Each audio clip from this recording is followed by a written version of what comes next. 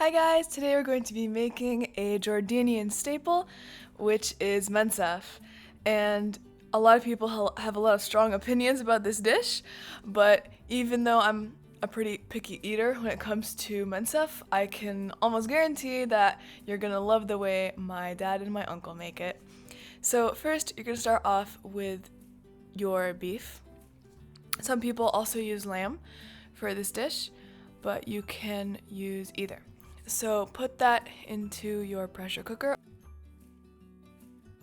alongside with some seasoning. So you're going to add 7 spices seasoning and bay leaves. And then you're going to coat all of that in boiling hot water to the top, and then close the pressure cooker, let it do its thing for about 25 minutes, I believe. Yeah.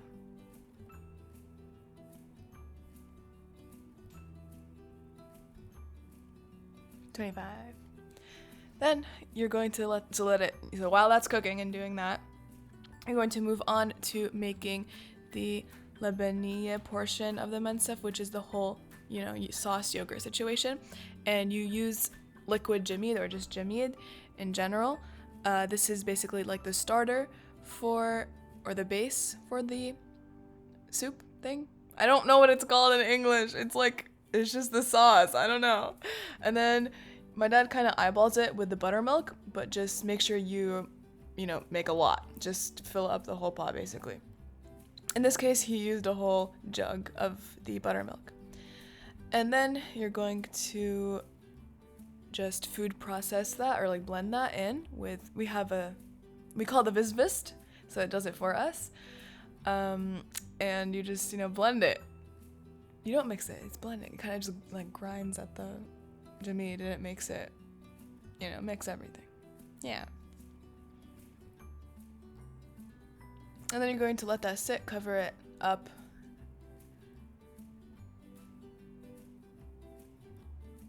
Wow, look at that transition, that's crazy. And then the stuff will start happening at the top, so make sure to keep mixing that.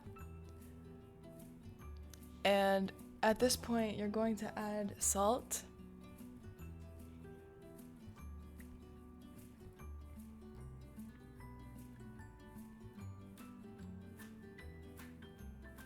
Some shallots, onion shallots, whole. They're gonna get cooked, so don't worry about it.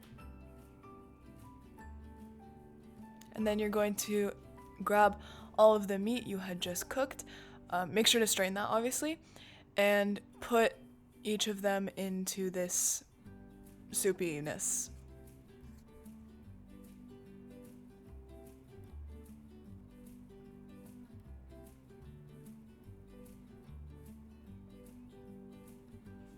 Mix it around a little bit.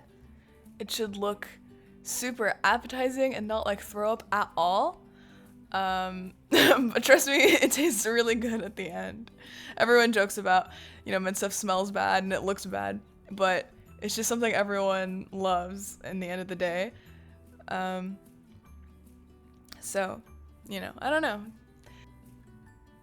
And then you're going to, for the rice, add some ghee, 4 cups of Egyptian rice, some salt, mix it around, and then, really make sure to mix that around.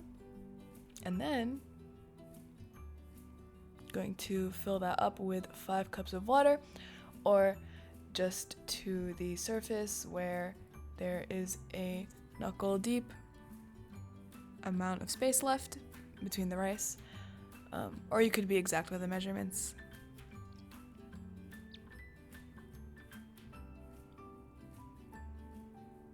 Boiling water, by the way. Mix that around again. Try to get everything to, it's not obviously the oil and the water aren't going to mix, but as best as you can. And then let that rice cook until it's cooked. I think it's also 25 minutes is just the amount of minutes you should always think about. Oh, how long does it have to be in the oven? 25. Rice, 25. Meat, 25. Then we're going to move on to our garnishes. So this is my dad and my uncle. I don't know what they're doing right now, but I'm really unsure, but they have ghee and they're going to start roasting some almonds, I don't know how to say that, and pine nuts until they're nice and brown. Oh, I kind of just realized why they were fighting. It's because my uncle, he uses his left hand. His left hand is dominant, and my dad is right-handed. So they are fighting over which side. I think my uncle wanted the other side. So yeah, they fight a lot and they compete over everything. And the stories I hear from both ends are completely different. However, at the end of the day, they're still brothers and they have a lot of fun. And I actually love the fact that my mom started this channel because my uncle has been coming over a lot more to cook, because he's a really good cook too. So yeah, it's been super fun. And yeah, so they're just gonna finish all of the nuts. Yeah, just low heat and mix it around. Don't leave it unattended. And then you're going to move on to assembling. So get some Shrak bread.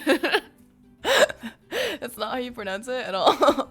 I don't know if actually people do this in other languages, but like because I speak Arabic, I love to impersonate someone who doesn't know how to speak Arabic when I speak with my family. So it's like, I don't know, I talk like a valley girl in Arabic, if that makes sense. I don't know if other people who speak other languages do that, but let me know if you guys do that, because it's really fun. But yeah, so you're just going to spread the yogurt sauce thing on top of the bread and then start patting down your meat. Oh my gosh, that's rice, that's not meat. And then now you're going to add meat on top. Okay, we know English a little bit. And once that's on top and you also add all of your nuts, then you're ready to literally dig right in, because this dish is traditionally eaten with your hands. So you take some meat, take some rice, take some bread, form a little ball, and you flick it in your mouth. And I remember when I was a kid, I grew up in Jordan, and when I was a kid, I remember seeing my whole family eat out of this like ginormous bowl, not bowl, just dish of Mansaf. And it was just really fun, I don't know, very, very nostalgic and very traditional. So I think if you're going to make Mansaf, you should give a shot eating it with your hands too. And then you could eat it with your utensils. I eat it with utensils now, but come on, you have to try it before you hate on it. So yeah, just we usually you drink on the side the yogurt, the yogurt drink as well. It's nice. And yeah, you just pour it on top, add accordingly, however much you need to make a nice ball of the stuff, and then you eat it, and it's great. So we hope you guys enjoy the way that my dad and my uncle make Mansaf, and that you guys get super full too. Happy Mansafing, bye!